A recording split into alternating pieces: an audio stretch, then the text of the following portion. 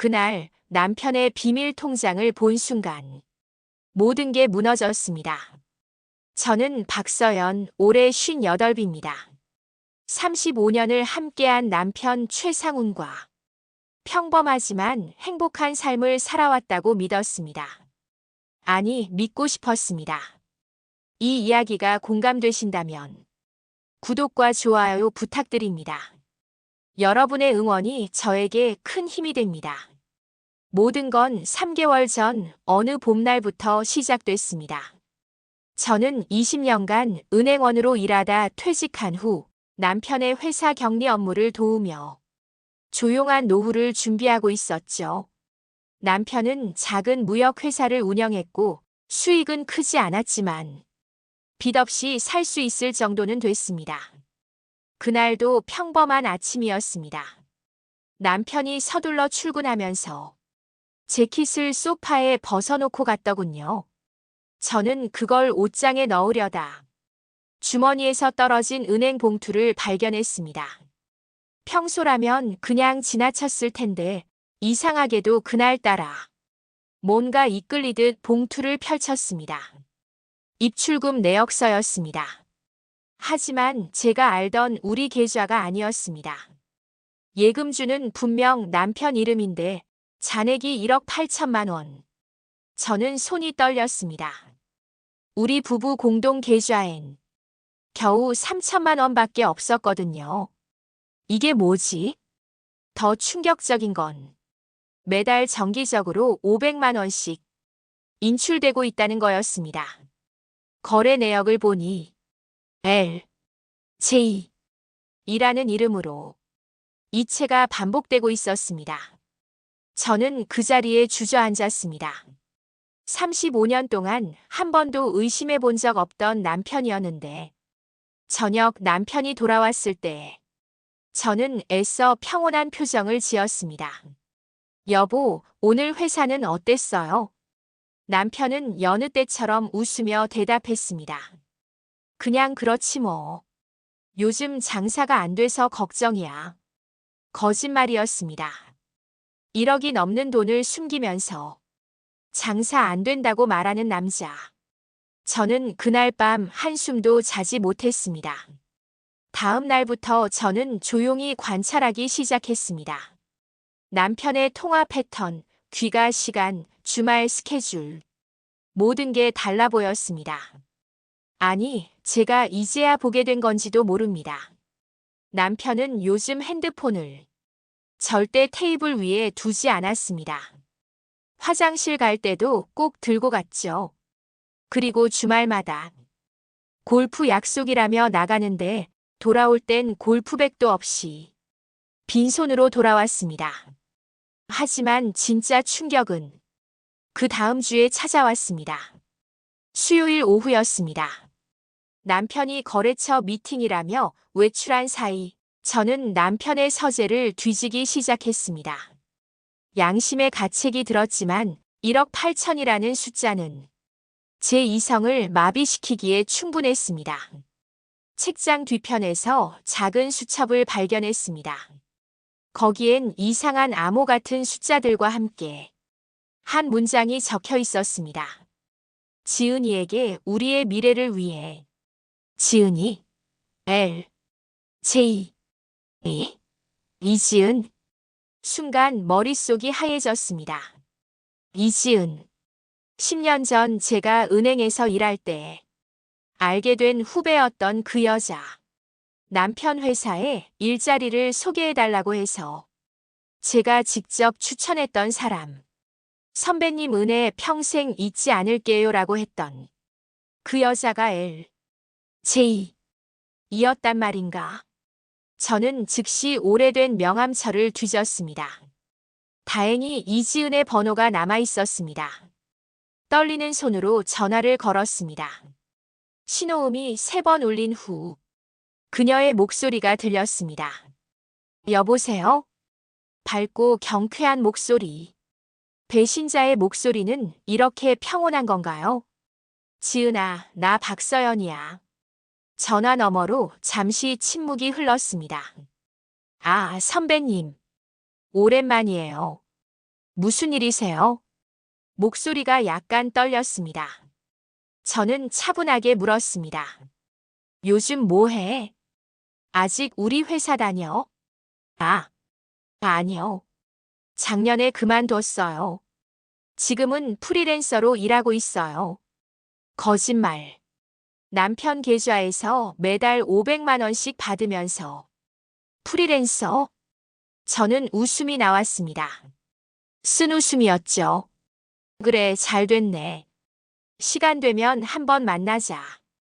오랜만에 밥이나 먹으면서 이지은은 얼버무리며 대답했습니다. 네. 그럼 연락드릴게요, 선배님.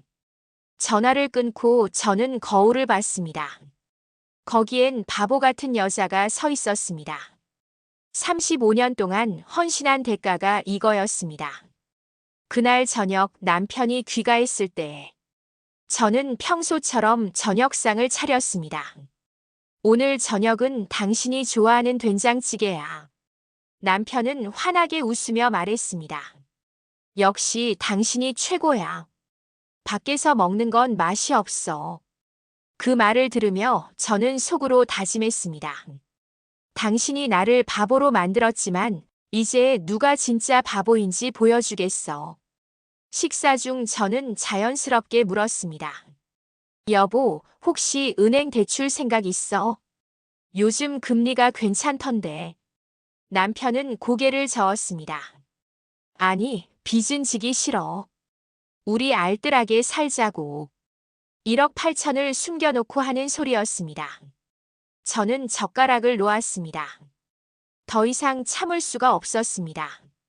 여보, 내가 하나 물어볼 게 있어. 남편이 저를 봤습니다. 왜? 저는 천천히 입을 열었습니다. 우리 회사에 근무했던 이지은이 요즘 뭐 하는지 알아? 순간 남편의 표정이 굳었습니다. 젓가락을 든 손이 미세하게 떨렸죠. 이지은? 누구? 모르는 척했습니다. 하지만 저는 이미 확신했습니다. 그 순간 저는 결심했습니다. 이제 더 이상 당하고만 있지 않겠다고. 다음 날 아침, 저는 남편이 출근한 후 곧바로 움직였습니다. 35년 은행 생활이 헛되지 않았습니다. 저는 남편 명의의 모든 계좌를 추적할 방법을 알고 있었으니까요. 예전 동료에게 전화를 걸었습니다. 미정아, 나야. 급한 부탁이 하나 있는데. 강미정, 저와 함께 은행에서 일하다 변호사가 된 친구였습니다. 서연아, 무슨 일이야? 목소리가 왜 그래? 저는 모든 걸 털어놨습니다. 비밀 계좌, 이지은에게 매달 이체되는 돈, 남편의 거짓말들. 미정은 한숨을 쉬었습니다. 서연아, 일단 만나자. 혼자 해결하려고 하지 마. 카페에서 만난 친구 미정은 제 손을 꽉 잡았습니다. 지금부터 내 말 잘 듣고 절대 감정적으로 행동하지 마. 증거가 필요해. 그녀는 노트북을 꺼내며 말했습니다. 남편 회사 서류 중에 내가 서명한 거 있지? 응, 회사 설립할 때 공동대표로 등록됐어. 형식상이었지만 미정의 눈이 반짝였습니다. 그럼 너도 회사 재산에 대한 권리가 있어. 그리고 그 돈이 회사 자금을 횡령한 거라면 형사처벌 대상이야. 저는 가슴이 철렁했습니다. 그 정도야?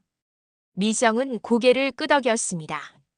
서연아, 남편이 지은이한테 준 돈이 개인 돈이 아니라 회사 돈일 가능성이 높아. 내가 격리 업무 도왔으니까. 회사 장부 확인할 수 있지. 그날 밤 저는 남편의 서재에서 회사 장부를 꺼냈습니다. 5년치 거래 내역을 하나하나 뜯어봤습니다. 그리고 발견했습니다. 허위 거래처 명목으로 빠져나간 돈이 총 3억 원.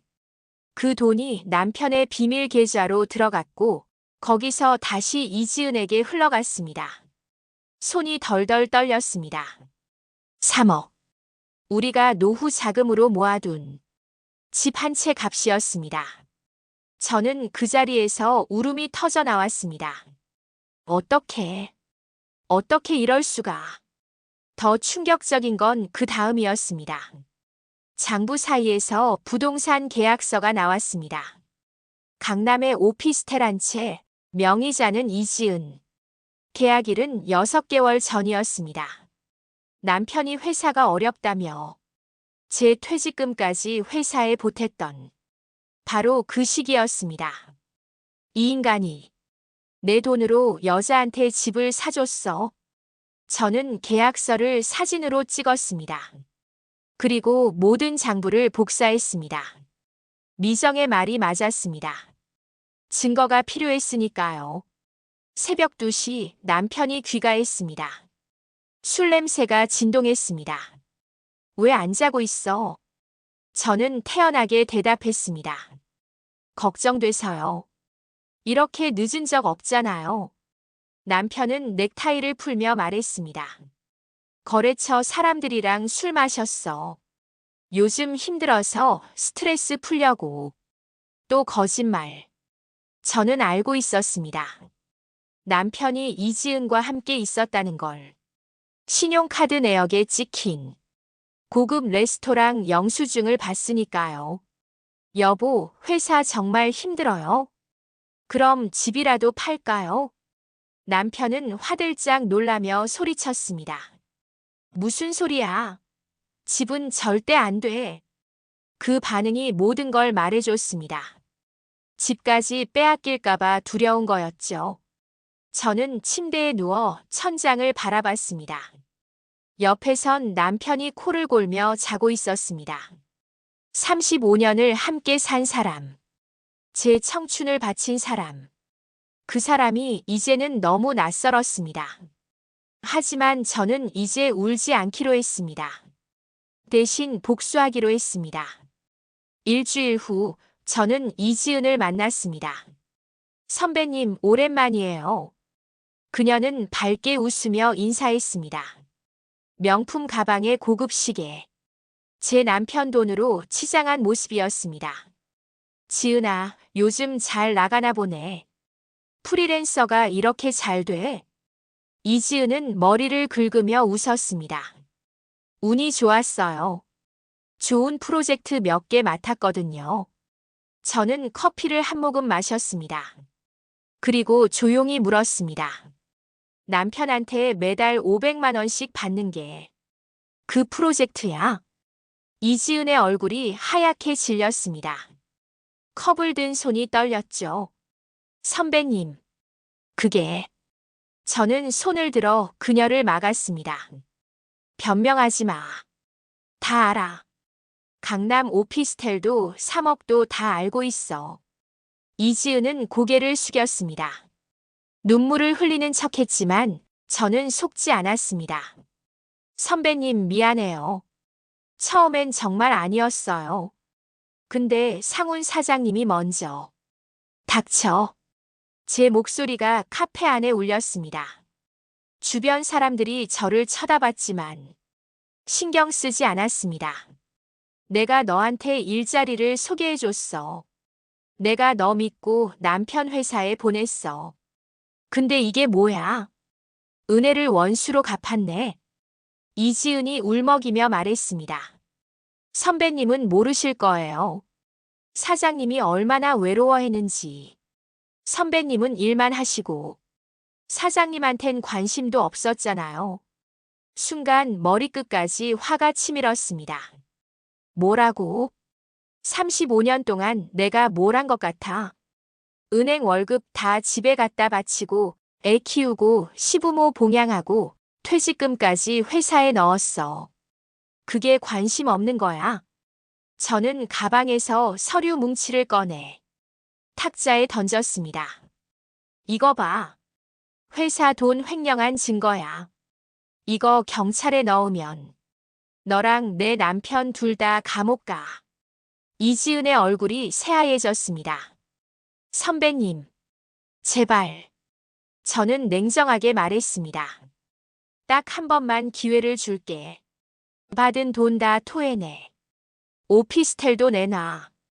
그럼 고소 안 할게. 하지만 이지은은 고개를 저었습니다. 못해요. 이미 다 썼어요. 그리고 저 임신했어요. 사장님 아기예요. 그 순간 제 안에서 뭔가가 터졌습니다. 저는 일어서서 물을 그녀의 얼굴에 끼얹었습니다. 임신을 무기로 쓰겠다고? 60살 넘은 남자의 아기를 45살에 가졌다고 자랑이야. 카페가 술렁거렸지만 저는 멈추지 않았습니다. 너 같은 년 때문에 내 인생이 망가졌어. 근데 임신했다고? 웃기지 마. 이지은은 울면서 카페를 뛰쳐나갔습니다. 저는 그 자리에 주저앉았습니다. 손이 떨렸습니다. 35년 동안 한 번도 이렇게 화를 낸 적이 없었습니다. 항상 참았고 이해했고 양보했습니다. 그게 좋은 아내라고 생각했으니까요. 집으로 돌아오는 길, 저는 미정에게 전화했습니다. 미정아, 더 이상 못 참겠어. 당장 이혼 소송 준비해줘. 미정은 조용히 대답했습니다. 서연아, 진정해. 지금은 감정적으로 움직일 때가 아니야. 제대로 된 복수를 하려면 머리를 써야 해. 어떻게? 미정의 목소리가 낮아졌습니다. 서연아, 너 아직도 회사 공동대표명에 살아있지? 그럼 방법이 있어. 남편이 상상도 못할 방법이. 그날 밤 저는 눈물 대신 복수 계획을 세웠습니다. 미정과 저는 법률사무소에서 만났습니다. 미정이 회사 등기부등본을 펼쳐 보이며 말했습니다. 서연아 봐. 너 아직도 공동대표야. 그리고 회사 지분 30%가 내 명의로 돼 있어. 그게 무슨 의미야? 미정은 미소를 지었습니다. 남편이 횡령한 돈, 그거 회사 돈이잖아. 너도 피해자야. 그리고 공동대표로서 회사 자산을 보전할 권리가 있어. 저는 천천히 고개를 끄덕였습니다. 계속 말해봐. 미정은 서류를 하나 더 꺼냈습니다. 지금 회사 부채가 얼마야? 5천만 원 정도. 좋아. 그럼 이렇게 하자. 미정의 계획은 치밀했습니다. 먼저 회사의 건전한 자산을 제 명의 법인으로 이전하는 겁니다. 공동대표 권한으로 가능한 일이었죠. 그 다음 남편의 횡령 사실을 고발하고 회사를 정리하는 겁니다. 그럼 남편은? 미정이 냉정하게 대답했습니다. 횡령죄로 기소돼. 집행유예는 받겠지만 사회적으론 끝장이야. 그리고 이지은도 공범으로 엮을 수 있어. 저는 잠시 망설였습니다. 35년을 함께 산 사람을 감옥에 보낸다는 게 쉬운 일은 아니었습니다. 하지만 이지은이 했던 말이 떠올랐습니다. 임신했어요. 사장님 아기예요. 네. 시작하자. 그날부터 저는 움직이기 시작했습니다. 남편 몰래 회사 주요 거래처에 연락했습니다. 안녕하세요. 공동대표 박서연입니다. 앞으로 계약 업무는 제가 직접 처리하겠습니다. 거래처들은 의아해했지만 제가 공식 대표라는 걸 확인하곤 협조했습니다. 그리고 저는 회사의 건전한 자산 목록을 만들었습니다. 재고 자산 8천만 원, 매출 채권 1억 2천만 원. 하지만 문제가 생겼습니다. 남편이 눈치를 챈 겁니다. 어느 날 저녁 남편이 험악한 표정으로 돌아왔습니다. 당신 뭐 하는 거야? 거래처에서 전화 왔어. 당신이 회사 일에 왜 간섭해? 저는 태연하게 설거지를 하며 대답했습니다. 간섭이 아니라 업무예요. 전 공동 대표잖아요. 남편이 소리쳤습니다. 공동 대표는 무슨 명의만 빌려준 거야? 당신이 무슨 권한으로? 저는 그제야 남편을 돌아봤습니다. 명의만. 그럼 회사 설립할 때 제 퇴직금 2천만 원은 뭐였어요? 그것도 명의만 빌린 거예요.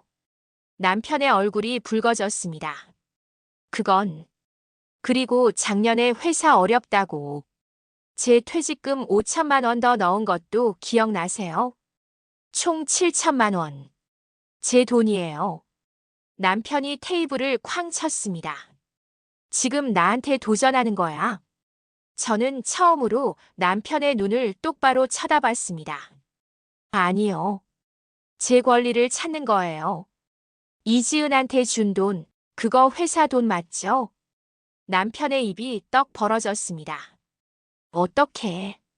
어떻게 알았냐고요? 전 은행원 출신이에요. 35년 동안. 돈 흐름 추적하는 건 식은 죽 먹기죠. 남편이 제 팔을 거칠게 잡았습니다. 당신 지금 날 협박하는 거야. 아팠지만 저는 소리내지 않았습니다. 협박이 아니라 경고예요. 이혼하세요. 조용히. 그럼 고소 안 할게요. 남편이 비웃었습니다. 이혼? 재산 분할 해줘야 하는데. 절대 안 해. 저는 남편의 손을 뿌리쳤습니다. 그럼 법정에서 봐요. 횡령죄로. 그날 밤 남편은 집을 나갔습니다. 이지은에게 간 게 분명했습니다. 저는 떨리는 손으로 미정에게 문자를 보냈습니다. 들켰어. 어떡하지? 미정의 답장이 왔습니다. 괜찮아. 예상했던 일이야. 이제 본격적으로 시작하자. 내일 아침 9시에 법원 가. 남편과의 전쟁이 시작된 순간 저는 더 이상 물러설 수 없었습니다. 다음 날 아침 저는 미정과 함께 법원에 갔습니다. 회사 자산 보전 가처분 신청서를 제출하기 위해서였습니다. 하지만 접수창구 직원이 고개를 저었습니다. 죄송합니다. 이미 같은 내용으로 신청이 들어왔네요. 네. 누가요? 직원이 서류를 확인했습니다. 최상훈 씨. 어제 저녁에 접수했습니다. 배우자의 불법적 회사 자산 침탈을 막아달라는 내용이네요. 저는 그 자리에서 다리에 힘이 풀렸습니다. 남편이 한 발 앞선 겁니다. 미정이 제 팔을 붙잡았습니다. 진정해, 서연아. 아직 끝난 거 아니야. 법원 복도에서 우리는 남편과 마주쳤습니다. 그 옆엔 이지은이 있었습니다. 남편이 비웃으며 말했습니다. 당신이 날 고소한다고? 웃기지 마. 오히려 당신이 회사 돈 빼돌리려 한 거 아니야. 이지은이 제게 다가왔습니다. 선배님, 이러지 마세요. 사장님은 회사 키우려고 투자한 거예요. 선배님이 오해하신 거예요. 저는 손이 떨렸습니다. 때리고 싶었습니다. 하지만 미정이 제 앞을 막아섰습니다. 최상훈 씨 좋으시겠네요. 횡령 증거 다 확보했는데. 남편이 코웃음 쳤습니다. 증거? 무슨 증거? 난 정당하게 사업했어. 미정이 서류 가방에서 파일을 꺼냈습니다. 이게 뭔지 아세요? 5년치 회사 장부 사본이에요. 허위 거래처 명목으로 빼돌린 3억 원. 그리고 이지은 씨 앞으로 증여한 부동산 계약서. 남편의 얼굴이 굳었습니다. 그건 사업 투자야. 미정이 차갑게 웃었습니다. 투자? 회사 돈으로 정부에게 집 사주는 게 투자예요. 재미있네요. 이지은이 소리쳤습니다. 아니에요. 그건 제가 번 돈으로. 닥쳐. 제 목소리가 복도에 울렸습니다. 당신이 번 돈. 프리랜서가 6개월 만에 강남 오피스텔 살 돈을 벌어. 저는 핸드폰을 꺼내 화면을 보여줬습니다. 이게 뭔지 알아요? 당신 통장 거래 내역이에요. 매달 500만 원씩 들어온 돈. 출처가 다 우리 회사예요. 이지은의 얼굴이 하얗게 질렸습니다. 남편이 황급히 말했습니다. 그건 급여야. 지은이가 회사 일 도왔으니까. 미정이 비웃었습니다. 급여? 4대 보험도 처리 안 된 급여가 어디 있어요? 이건 명백한 횡령이에요. 그때 법정 문이 열렸습니다. 최상훈, 박서연 씨 들어오세요. 판사 앞에 섰을 때 저는 온몸이 떨렸습니다. 하지만 미정이 제 손을 꽉 잡아줬습니다. 재판이 진행됐습니다. 남편 측 변호사가 말했습니다. 박서연 씨는 회사 경영에 무지하면서 갑자기 간섭하기 시작했습니다. 이는 명백한 회사 자산 침탈 시도입니다. 미정이 반박했습니다. 판사님, 박서연 씨는 20년 경력의 은행원 출신입니다. 오히려 최상훈 씨가 회사 돈을 횡령했고 그 증거가 여기 있습니다. 서류가 제출됐습니다. 남편의 얼굴이 점점 창백해졌습니다. 판사가 서류를 검토하다가 남편을 쳐다봤습니다. 최상훈 씨, 이 거래 내역들 설명해 주시겠습니까? 남편이 더듬거렸습니다. 그건 사업상 필요한. 판사가 손을 들었습니다. 사업상 필요? 내 연여 명의 부동산을 회사 돈으로 취득한 게 사업이라고요. 법정이 조용해졌습니다. 남편이 제게 눈빛을 보냈습니다. 애원하는 눈빛이었습니다. 하지만 저는 고개를 돌렸습니다. 35년 동안 수없이 봐줬습니다. 이제는 아니었습니다. 판사가 선고했습니다. 자산 보전 가처분은 박서연 씨에게 인정합니다. 회사 자산은 당분간 동결하며 횡령 혐의에 대해선 검찰 조사가 필요해 보입니다. 법정을 나오는 길 남편이 제 앞을 막아섰습니다. 여보, 제발. 우리 35년을 이렇게 끝낼 거야. 저는 차갑게 대답했습니다. 당신이 먼저 끝냈어요. 이지은한테 아기 생겼을 때 남편이 무릎을 꿇었습니다. 복도 한가운데서 사람들이 쳐다봤지만 신경 쓰지 않았습니다. 잘못했어. 다시 시작하자. 응. 지은이랑은 끝낼게. 하지만 제 뒤에서 이지은의 목소리가 들렸습니다. 거짓말. 어제도 저한테 사랑한다고 했잖아요. 남편이 황급히 일어나 이지은을 막았습니다. 지은아, 지금은. 저는 그 꼴을 보며 웃음이 나왔습니다. 비참한 웃음이었습니다. 둘이 알아서 하세요. 전 이제 상관없으니까. 하지만 진짜 반전은 그 다음 주에 터졌습니다. 일주일 후 미정에게서 긴급 전화가 왔습니다. 서연아, 당장 사무실로 와. 큰일 났어. 저는 가슴이 철렁했습니다. 무슨 일인데? 사무실에 도착했을 때 미정의 표정은 심각했습니다. 서연아, 앉아. 충격적인 소식이야. 그녀가 서류를 건넸습니다. 이지은이 유산했어. 그리고 미정이 한숨을 쉬었습니다. 임신 자체가 거짓이었어. 병원 기록 확인했는데 애초에 임신한 적이 없대. 저는 멍하니 미정을 바라봤습니다. 뭐라고? 그럼 지금까지. 미정이 고개를 끄덕였습니다. 응, 이지은이 상훈 씨한테서 돈을 더 뜯어내려고 거짓말한 거야. 그리고 더 충격적인 건 미정이 또 다른 서류를 꺼냈습니다. 이지은 진짜 이름이 아니야. 본명은 이수진. 전과 이범이야. 사기죄로. 저는 손이 떨렸습니다. 그럼 처음부터. 응. 계획적 접근이었어. 내가 은행원이란 걸 알고 일부러 후배로 위장해서 접근한 거야. 그리고 남편한테도 똑같이 했고. 저는 의자에 주저앉았습니다. 그럼 남편도 피해자란 거야? 미정이 고개를 저었습니다. 아니, 남편은 알면서도 그랬어. 이지은이 사기꾼인 거 알면서도 돈을 줬어. 왜냐하면 미정이 마지막 서류를 펼쳤습니다. 회사를 부도 처리하려고 했어. 일부러 돈을 빼돌려서 회사를 망하게 만들고 빚은 내 명의로 떠넘기려 했던 거야. 공동대표니까. 저는 숨이 막혔습니다. 내가 빚을 떠한 게. 미정이 고개를 끄덕였습니다. 응.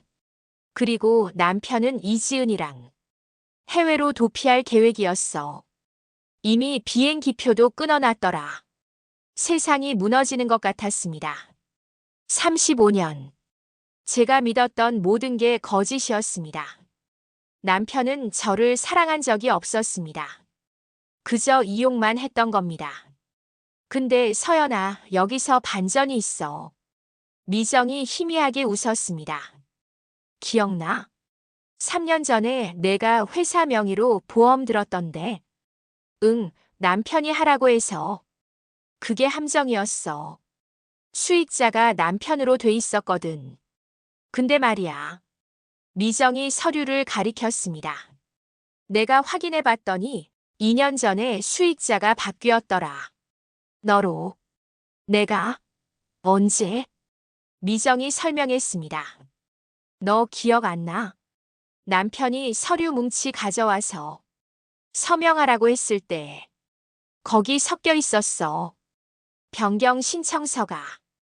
저는 기억을 더듬었습니다. 그때 남편이 회사 서류니까 그냥 사인만 해라고 했던 게 떠올랐습니다. 그럼 그 보험 10억이야. 만기 해약 환급금이 10억 원. 저는 눈이 휘둥그레졌습니다. 10억. 미정이 웃었습니다. 응. 남편이 깜빡한 거야. 수익자 변경한 거를. 아마 서류가 너무 많아서 헷갈렸나 봐. 그럼 이제. 미정이 제 손을 잡았습니다. 응. 회사는 정리하고 보험금은 내가 받아. 남편한테는 한 푼도 안 가. 그리고 횡령 혐의로 기소되면 재산도 몰수돼. 저는 웃음이 터져 나왔습니다. 허탈한 웃음이었습니다. 결국 남편이 제 발등을 찍은 거네. 미정도 웃었습니다. 정확해. 자업자득이지. 그날 저녁 남편에게서 전화가 왔습니다. 여보, 우리 다시 얘기 좀 하자. 내가 잘못했어. 이혼은 안 하면 안 될까? 저는 차갑게 대답했습니다. 안 돼요. 그리고 보험 수익자 확인해 보셨어요? 제 명이더라고요. 10억. 전화 너머로 뭔가 깨지는 소리가 들렸습니다. 뭐라고? 그동안 수고하셨어요. 35년 동안 연기하느라 힘드셨죠? 이제 끝이에요. 법정에서 봐요. 전화를 끊었습니다. 손이 떨렸지만 이번엔 분노가 아니라 해방감이었습니다. 인생은 참 아이러니합니다. 저를 배신하려던 사람이 결국 스스로를 배신했으니까요. 6개월 후 모든 게 정리됐습니다. 남편은 횡령죄로 징역 2년에 집행유예 3년을 선고받았습니다. 사회봉사 명령도 떨어졌죠. 회사는 파산했고 이지은은 사기죄로 실형을 받았습니다. 저는 이혼과 함께 보험금 10억을 받았습니다. 집도 제 명의로 남았습니다. 남편이 빼돌렸던 돈은 모두 법원에 몰수됐고 피해 배상금으로 책정됐습니다. 미정과 카페에 앉아 있을 때 그녀가 물었습니다. 서연아, 후회 안 해? 저는 고개를 저었습니다. 아니, 오히려 후련해. 35년 동안 착하게만 살았는데 이제 나답게 살고 싶어. 앞으로 뭐 할 거야? 저는 창밖을 바라봤습니다. 여행 가려고. 혼자서. 그동안 가보고 싶은데 못 가본 곳들을 다 가보고 싶어. 그리고 저는 미정을 쳐다봤습니다. 법률 공부 시작하려고. 미정이 놀라 물었습니다. 진짜? 이 나이에? 저는 웃었습니다. 59살이 뭐 어때서? 앞으로 30년은 더 살 건데. 나처럼 억울한 사람들 도와주고 싶어. 그날 밤 저는 오랜만에 거울을 봤습니다. 거기엔 새로운 여자가 서 있었습니다. 주름은 늘었지만 눈빛은 더 강해졌습니다. 35년 동안 숨죽이며 살았던 여자가 아니라 이제 당당하게 자기 목소리를 내는 여자였습니다. 핸드폰에서 문자가 왔습니다.